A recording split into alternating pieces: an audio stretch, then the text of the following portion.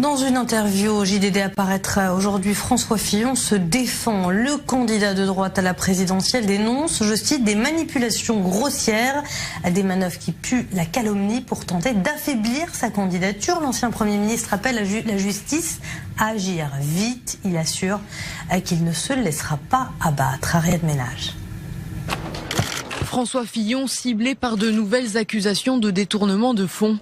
Selon Mediapart, le candidat aurait bénéficié de fonds publics détournés de 2005 à 2007 alors qu'il était sénateur.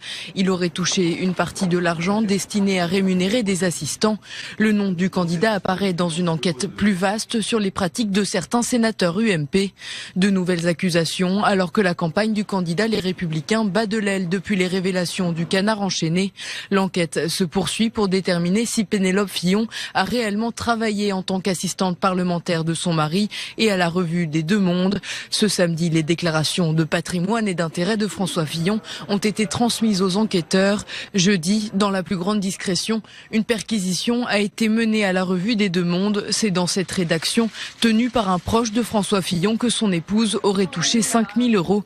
5 000 euros pour seulement 2 fiches de lecture. Dans le cadre de l'enquête, plusieurs auditions ont déjà eu lieu, notamment celle de Christine Kelly, la biographe de l'ancien Premier ministre. Le candidat, lui, tente de minimiser l'affaire en déplacement aux Archives nationales. Il rend hommage à Philippe Séguin et glisse une critique sur les médias.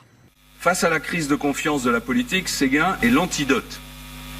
À l'heure de la pipolisation du politique, de la parole fugitive et des tweets, Philippe offre une autre façon de traiter notre démocratie et les Français. En tentant de calmer le jeu autour de cette affaire, François Fillon a pourtant fait des erreurs. En s'expliquant sur la question, il avait affirmé avoir employé 2 de ses enfants lorsqu'ils étaient avocats. Problème, aucun des 2 ne l'était encore à cette période. Depuis les révélations sur cette affaire, François Fillon a considérablement chuté dans les sondages. Ironie du sort, c'est cette semaine que le candidat avait prévu de relancer sa campagne avec un grand meeting prévu dimanche à la Villette. Un meeting auquel assistera son épouse.